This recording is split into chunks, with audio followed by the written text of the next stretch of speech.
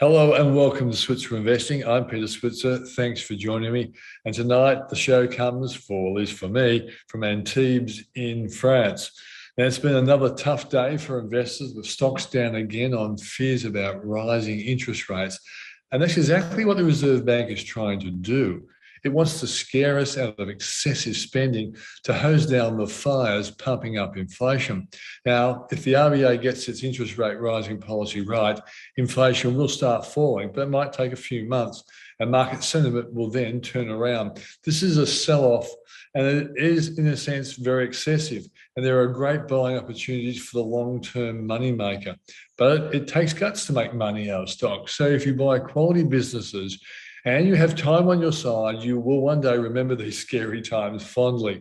During the most worrying time of my investing life, the global financial crisis, I bought Macquarie at $25 before it fell to $18 for a short time. Yeah, and I was worried, but now it's a $180 stock. And that's probably the key lesson. Quality businesses bought and the market is scared can sometimes come back to be great investments over time. So buy quality when the market goes crazy mad. It's not a bad investment strategy. So on to tonight's show, and my colleague Paul Rickard caught up with Ausbill's head of equities, Paul Xiradis, on how he's investing with interest rates rising. And he gives us his take on the lithium stocks, which have been bashed up recently. Then Paul and I look at the stocks that benefit from rising interest rates. Then Marcus Bogdan, who selects the stocks for the Switzer Dividend Growth Fund, which is a listed fund, looks at how long inflation pesters us investors for. And he also looks at the outlook for banks. Now, this was done before the interest rate rise, which has hurt the banks, but I think his underlying analysis will still hold firm. Finally, PropTrack's Paul Ryan looks at the falling home price market right now, and he says there's a two-speed home price market out there, one for the capital cities and the other for the regions. That's the show. Let's kick off now with Paul Xiradis.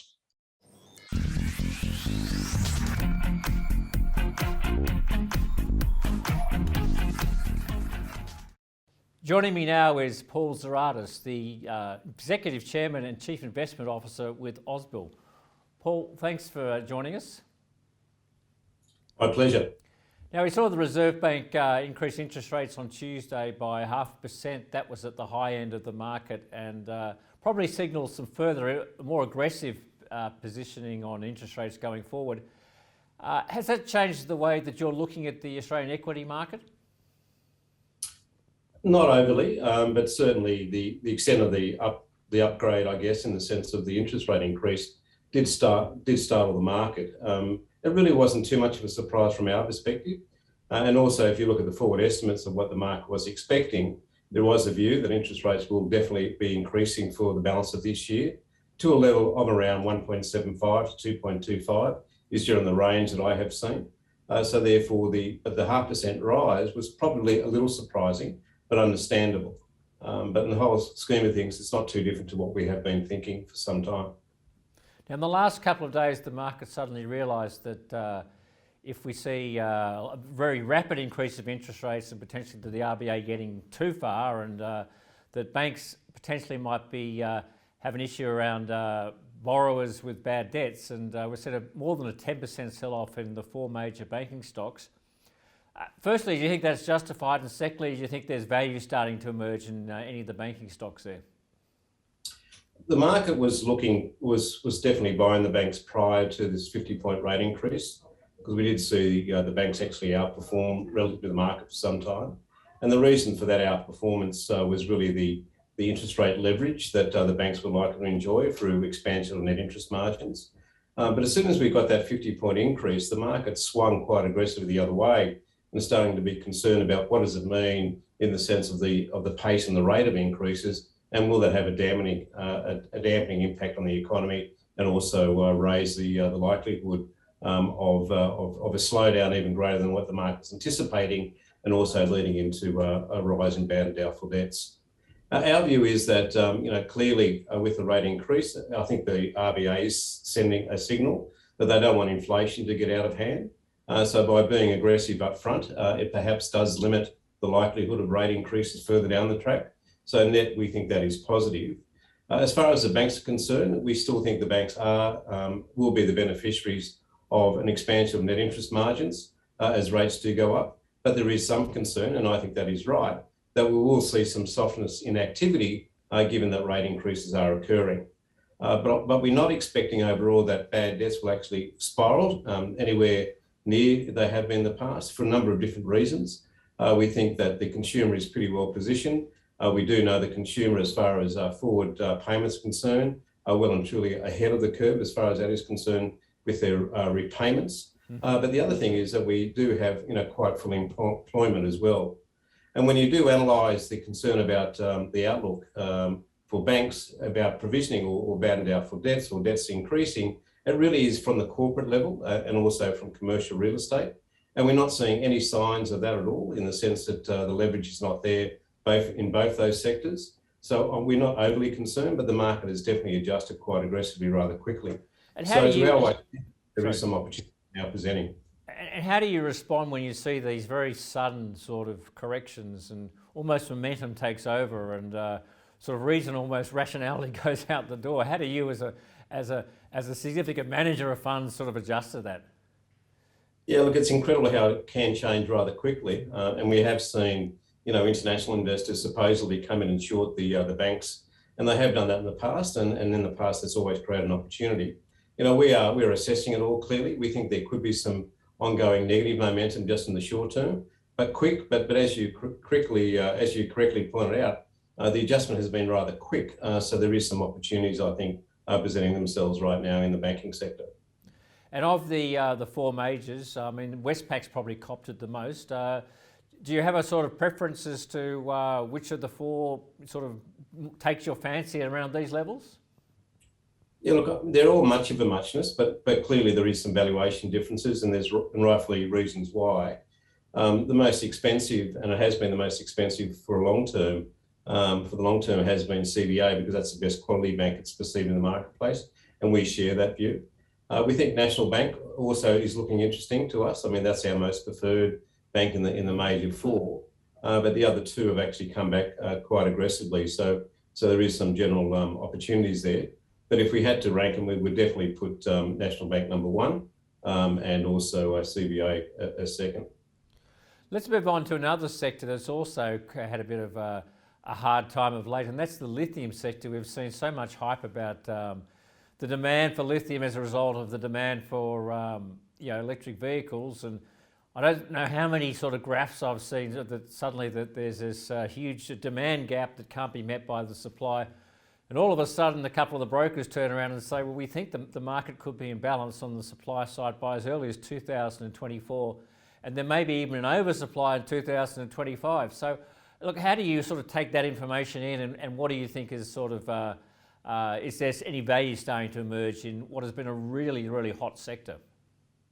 Yeah, you're right. It has been a very hot sector, and I think for the right reasons. We have seen, well and truly very strong demand for electric vehicles, and also demand for lithium as a consequence of that. We do believe this is a super trend. This is going to continue for many years yet to come. And we do believe that the demand profile is going to be quite robust. Right now, the market has been concerned about some softness in demand, and they were pointing to China as an area where there was going to be some softness. But all the indications we are seeing right now is in fact the opposite. BYD, which is the largest EV manufacturer in China, for instance, had its strongest month in May ever. And the outlook for the next 2 months for them is actually quite strong. The other area of concern from a demand profile is coming out of the rest of the world, where there is the view that if we do come into, and we are likely to come into some softness globally as far as growth is concerned, there'll be some weakness in demand for vehicles overall, which we share. But we don't think that weakness will be across EVs. We think they're in structural uptrend. So we think from a demand profile perspective, it's still very strong and still likely to surprise over the medium term.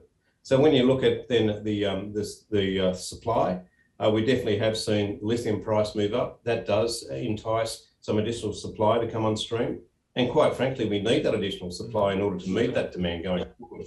But we don't think it is an issue in the short to medium term.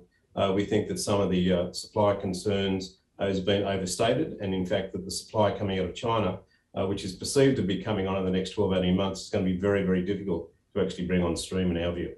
Now, the lithium stocks, at least by market cap, are sort of in the small and bottom end. And you have when you look at that sort of sector, and you talked about the what you see is the long-term fundamentals supporting those sort of companies. How do you invest, given that some of the liquidity in some of these stocks isn't particularly strong?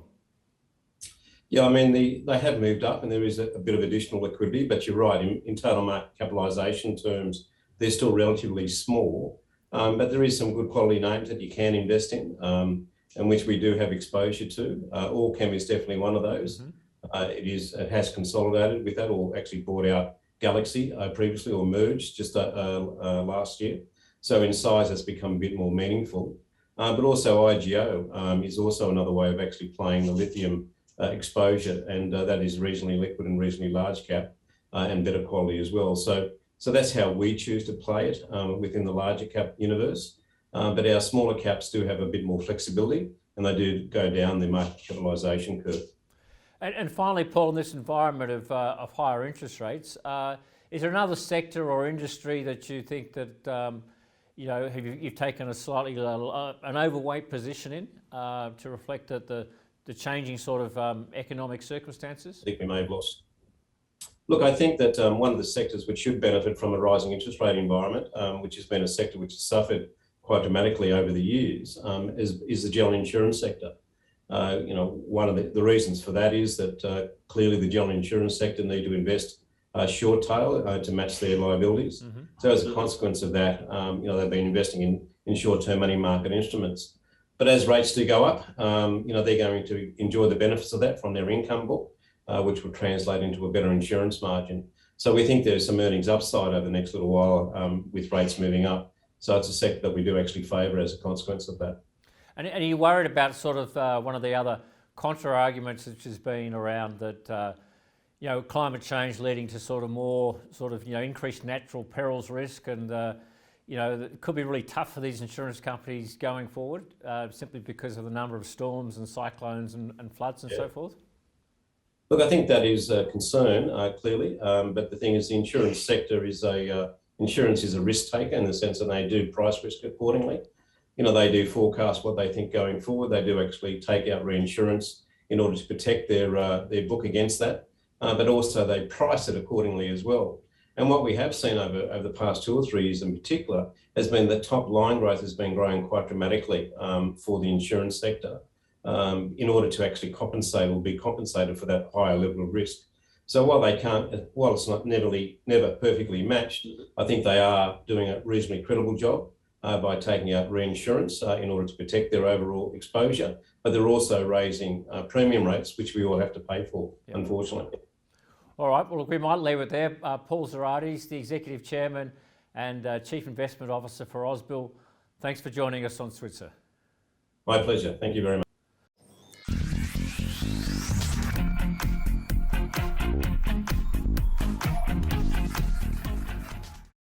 Hello and welcome to Switzer TV. I'm Peter Switzer. And with the RBA shocking everybody with a 0.5% increase in interest rates, the question is, with interest rates on the rise, which stocks should do well? Let's kick off, Paul. What do you think? Well, let's start with the banks, Peter, because they're the obvious ones, but they're also the question mark ones, because an interest rate increase is good for banks in the short term. That is, they're able to improve their net interest margin.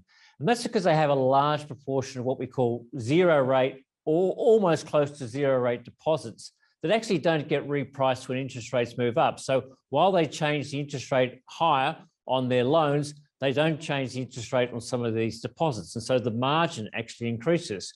So that's good for the bank's profitability in the short term, and the impact is almost immediate. But the problem for banks longer term is that if the interest rate increases are very quick and rapid, and they actually cause the economy to slow so much that borrowers get into problems with their mortgages and businesses struggle, it could lead to an increase in bad debts, and that's bad for banks in the long term. So I think we've seen one of the reasons we saw a bit of a sell-off in banks the other day is actually a fear that maybe this interest rate increase is too much, and it might actually trigger some bad debts for the banks down the track. Yeah, the interesting thing is that if a stitch in time saves 9, it actually might be good for the bank's bottom line, but we don't know at this point in time. Well, now let's look at another group of companies, insurance companies. Yeah, typically, Peter, insurance companies should do well from higher interest rates. And that's because a fair part of their profit, or a major component of their profit, comes from their investment of surplus funds. And they have not only capital to invest, but they have a lot of reserves from policyholders and also claims reserves. So typically insurance companies have quite a bit invested in bonds and other interest-bearing deposits. And so if interest rates go up, their investment income increases, so does their profit, and that's good in the long term. Now, the ones that perhaps come to mind are companies like QBE, IAG, Suncorp, and Medibank Private. Now, in the case of a couple of them, and particularly, let's talk about IAG and Suncorp, the sort of counter argument to the interest rate increase, of course, is what we're seeing, some would say driven by climate change, but certainly a concern about natural perils risk. In other words, the number of sort of natural disasters, floods, cyclones, bushfires is increasing, and it's getting to be pretty hard to be an insurer. Now, I'll just look at those 4 stocks in detail. You can see on the right-hand side, or the second column there, is their target price. That's from the major brokers, the current ASX price, and also the implied upside or downside. So on paper, at least, the brokers like to look at the stocks. They think there's more upside over the next 12 months. But if you actually look at the graphs for a couple, let's start with IAG. It's not really looking too healthy, Peter. It's been trending down most of the last 12 months. And maybe this is a company, although on paper it should be a winner from higher interest rates, there's actually too much concern about what's going on in the natural environment with, as I said, this sort of perils risk. A second one is QBE. It's done a little bit better and benefited particularly in March and April. And I think that it's a more diversified book. It's more internationally focused. And maybe that's a better book to look at to benefit from higher interest rates. One company we haven't mentioned, we talked about, is Medibank Private. That's health insurance. So it doesn't have to worry about things like natural claims risk. And that should be an automatic winner from higher interest rates. Okay, let's go to another group of beneficiaries of higher interest rates. Yeah, I want to talk about 2 other companies because sometimes these are actually the biggest beneficiaries, and they're not necessarily categorized in a sector. But let's talk about 2 in particular of the major companies. The first one is Challenger, which of course is a company that sells annuities, or it's a life insurance company that generates most of its business out of the sales of annuities. Now, as an insurer, it has quite a lot of investable funds and policyholder reserves, so it automatically wins because its investment pool increases and is able to invest at higher rates when interest rates go up. But longer term, annuities, and they're largely purchased by self-funded retirees, that very much depends on just how attractive the annuity is. And because backing annuities are fundamentally things like bonds and other very safe investments, if the interest rates on those increase, then Challenger is able to make the annuities more attractive. So in the medium term, it should actually see increased sales of annuities because they'll become more attractive to self-funded retirees. And you can, the second group the second company I want to talk about is Computershare, which is actually in the information technology sector, Peter, and is actually the best performing tech company this last 12 months. It really has significant leverage to rising interest rates because it manages a lot of money on behalf of corporate and clients and issuers, and effectively takes a margin on that cash. Now, when cash rates are 0, there's nothing to invest. But when cash rates go up, it can actually invest at a better rate and not have to pay its clients too much. And so it's been one of the better performing stocks in the tech sector this year. Let's look at what the brokers have to say. Computershare, the market sees about 10% upside. It's done pretty well as I'll come to the chart in a moment. Challenger, the brokers see as pretty fully priced. This is the graph for Computershare, which is, the last 12 months, it's a lot higher than was where it started. Come off a little bit the last 2 months, but maybe it got a bit ahead of itself. And finally, the graph for Challenger, which is, I think you'd have to admit, Peter, has been trending up pretty steadily. And that's not only a function of interest rates, but I think that there's a bit more confidence in the market that it's got the business mix right and actually making the right decisions to take the company forward. So there's probably 2 companies I'd look out for as companies like Computershare and Challenger, but also don't forget about some of the insurance companies. So in conclusion, Paul? Well, I'd look at certainly stocks like Computershare and Challenger as being winners. So as are some of the insurance companies. I guess one thing we didn't point out at the beginning, Peter, is that there are more losers than winners from higher interest rates, and that's why the market's taken a bit of a turn. But anyhow, there are companies that can benefit, and these are some of the major stocks that will participate as interest rates go higher. Yeah, really good analysis. Thanks for joining us on Switzer TV.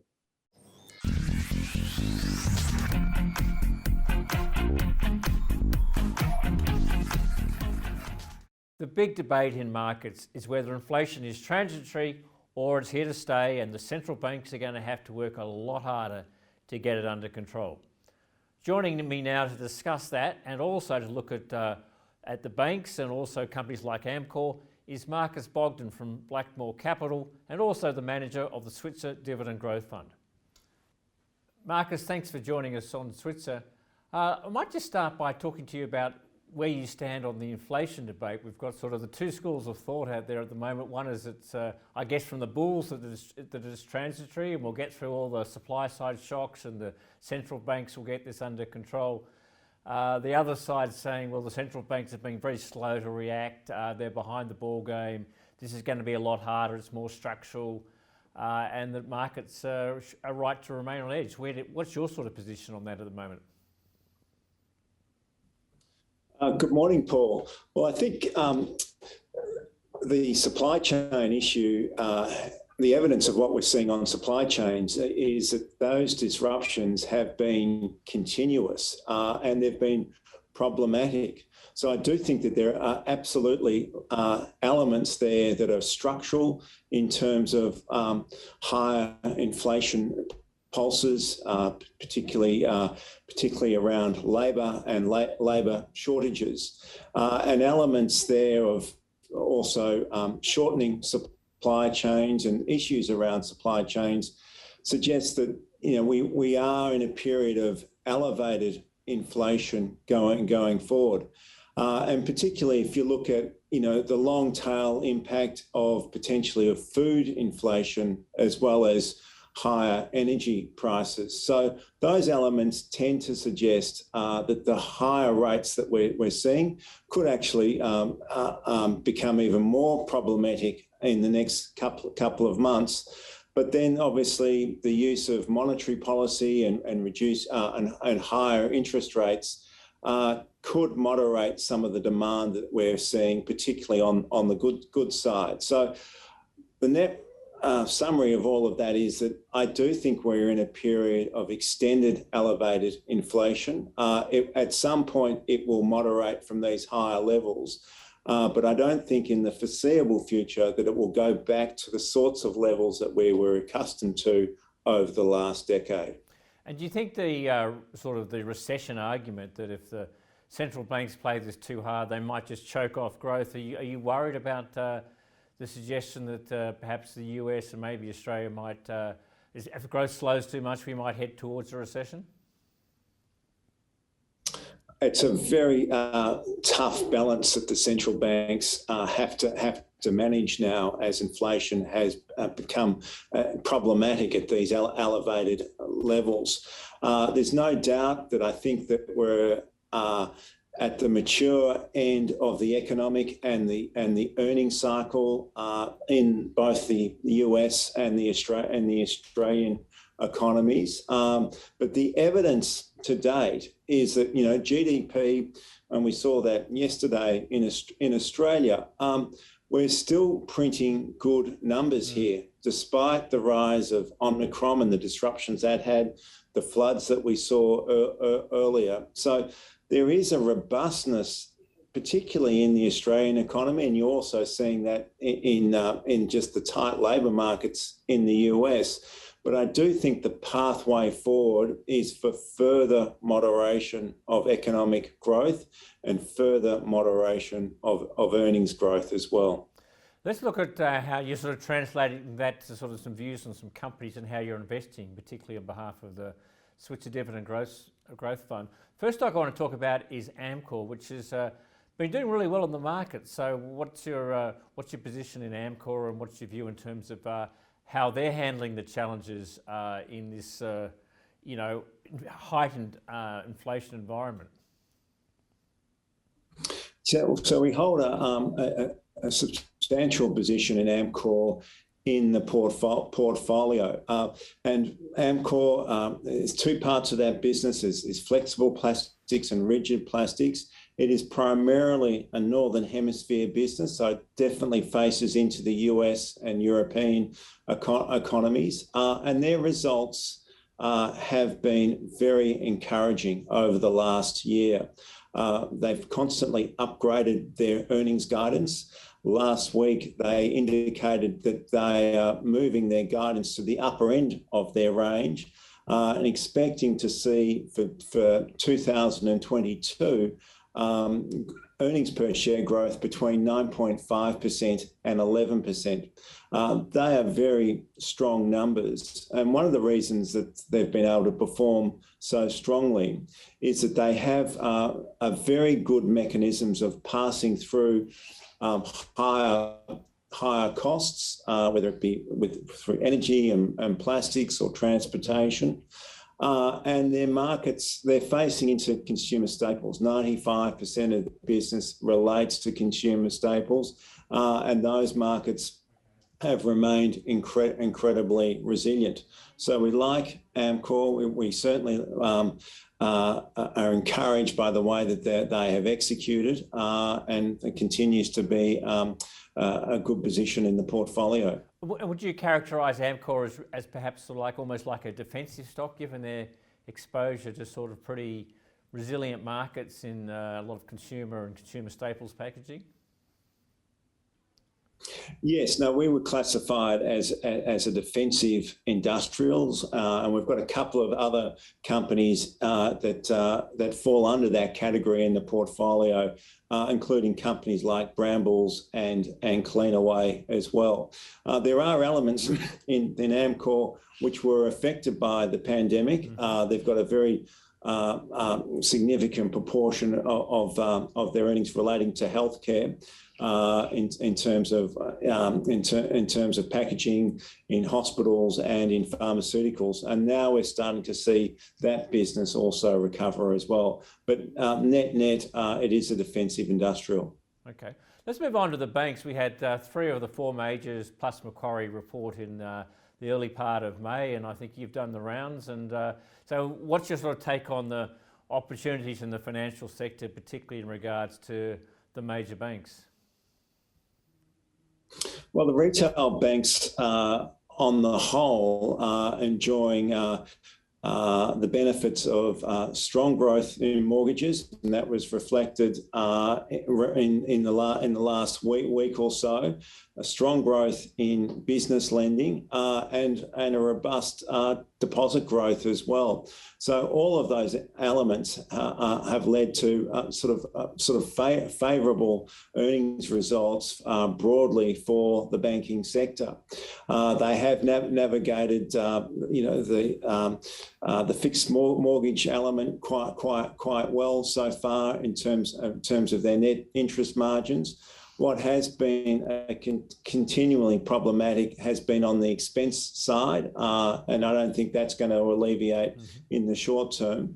But we do think that has been largely reflected in the robustness that you've seen in banking shares.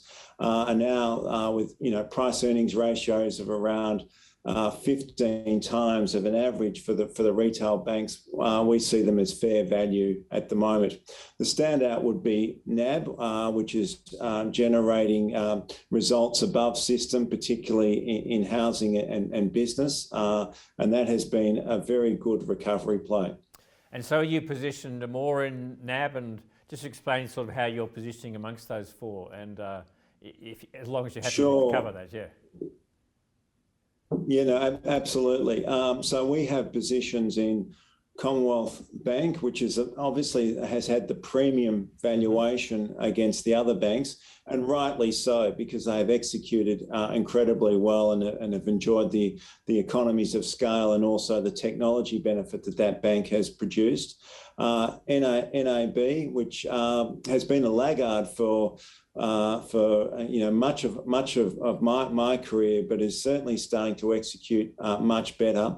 And then I think probably the one with on the cheapest valuation is Westpac, where we do see that is a slow burn, but a recovery there, and provides a dividend yield of over 5%. So positioned across CBA, NAB, and Westpac at this point. Okay, so missing from that was ANZ, but let me ask you about Macquarie, if I can as well, because look, different sort of bank, an investment bank and a global operator. I mean, so when you're thinking about your portfolio and looking at Macquarie, how do you sort of put a lens around Macquarie? Our lens on Macquarie is favourable. We do think that they have positioning themselves for this transition towards green infrastructure is particularly significant. And that was illustrated by the acquisition of the Green Investment Bank in the UK. And there's no doubt that Macquarie will be one of the global leaders in green infrastructure going forward. On the other side of the things, that they're also benefiting from the high volatility in commodities prices, and so that they've got a commodities energy business, which is certainly benefiting from what they're seeing in those markets as well. It is important to point out that Macquarie is viewed as a sort of a market player in the market, so it can be quite volatile, and it's certainly volatile across May. But we do believe that over the medium and long term, Macquarie are positioning themselves for future growth, particularly in green infrastructure. Marcus Bogdan from Blackmore Capital, and also the manager of the Switzer Dividend Growth Fund. Thanks for joining us on Switzer. Pleasure. Thank you, Paul. Cheers.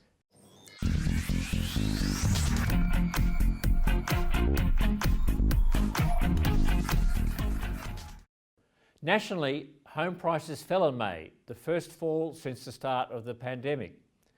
Joining me now to discuss what's going on the property market, and particularly the two-speed market we're seeing between some of the major capital cities and the region, is Paul Ryan, an economist with the REA Group and author of the PropTrack report. Thanks for joining us, Paul. Well, home prices fell by about 0.1% in May. What do you put that down to? Thanks very much for having me. We've seen housing price growth slow dramatically over the past 6 months, and over 2022 in particular. I think there's been a big difference between people's expectations for interest rates 6 months ago and now. So May brought about the first interest rate hike by the RBA, and I think that's mostly coincidental, but it's all correlated with basically people are expecting interest rates to be as high as 2 percentage points higher at the end of the year. So that crimps borrowing power quite a lot. And we've seen, I think, borrowers be more circumspect about how much they're willing to bid. And do you think if the RBA continues to increase interest rates, we're going to see further falls? Is that enough to sort of just make buyers a little more careful and sellers perhaps just a touch keener? So not necessarily. So yes, interest rates are expected to rise. I think a lot of the weakness that we're seeing in the market at the moment is because people are just unsure exactly how much they're going to rise later in the year. So while higher interest rates will put downward pressure on housing price growth, and we've already seen that throughout the year so far, I think removing that uncertainty and getting a bit more guidance about exactly how high interest rates will go potentially will allow things to be a bit more stable going forward. So I think it's important to note that we're seeing more of a two-speed market across the country too. We've seen the larger cities, Sydney and Melbourne, we've seen them fall now for a couple of months, but we're still seeing smaller capitals, Adelaide and Brisbane and regional areas benefit from affordability and larger homes, those kind of trends that we've seen since the pandemic. So it's not a kind of one story across the market, it's all interest rates. It's definitely a different story across the country. Let's just peer into that sort of two-speed market you talk about. What's the sort of difference, what's going on with Sydney in terms of in May and year-to-date sort of growth versus perhaps what's happening in perhaps some of the cheaper cities like Adelaide and Hobart? Yeah, so Sydney, we saw prices fall 0.24%, I believe. And then if we compare that with Adelaide, which is actually kind of the star performer over kind of the past few months, Adelaide was up 0.6% in the month. And Brisbane was up 26% in the year, Adelaide up 24% in the year. So substantially higher than we're seeing. So Melbourne, for instance, is only up 7.5% over the year. So a big divergence there between those capitals. And you can see that the difference in prices, I mean, Sydney, the median price is up at, for a house is now over $1.25 million. Whereas in Brisbane, you can still kind of get something in the 600, 700,000 mark. You can see why those smaller capitals still have that appeal. And notwithstanding the huge increase we've seen in places like Hobart, is that sort of looking now like it's about to sort of running out of steam, or are we still seeing great growth down in Hobart? Definitely. So Hobart has grown enormously. It's one of the star performers over the past 5 years. I think Hobart is up almost 50% since the start of the pandemic. So a huge amount of growth there. And that market seems to have run out of steam. So we saw last month's falls in Hobart. This month, we saw a flat result.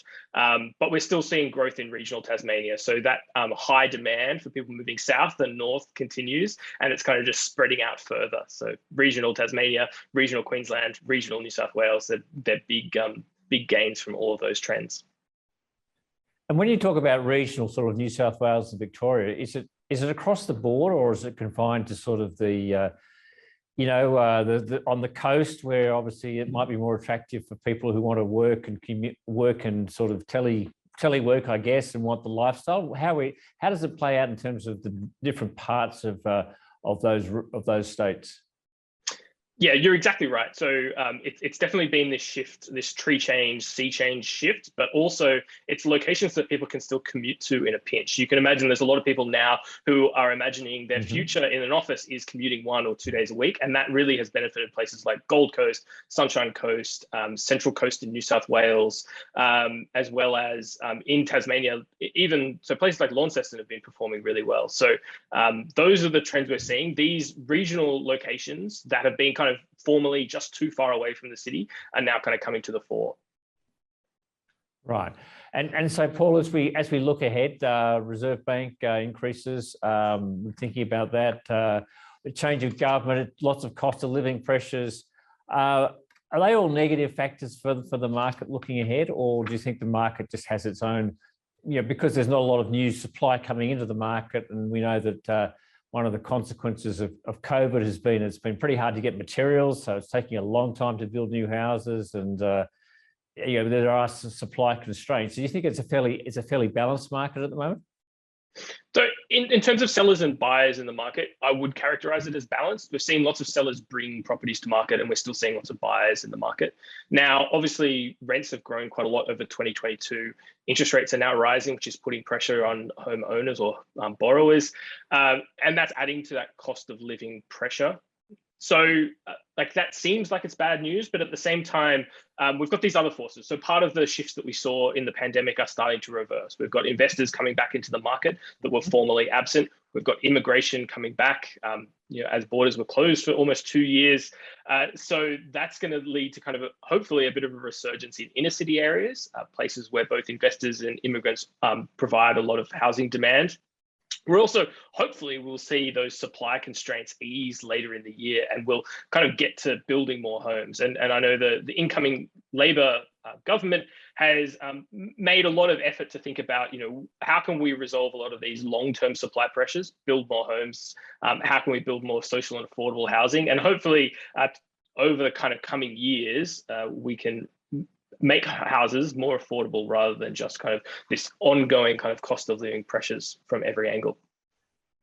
Well, I think everyone wants to see housing more affordable. I don't think they want to see their house price drop, but certainly we all have sympathy for those people trying to get into the market, and some of the prices, particularly in Sydney and Melbourne, are just crazy. So let's hope some of those policies from the new government can have an impact on the market in due course. That's Paul Ryan from the REA Group. Thank you very much for joining us on Switzer. Thank you so much. That was Paul Ryan, an economist with PropTrack, part of the REA Group.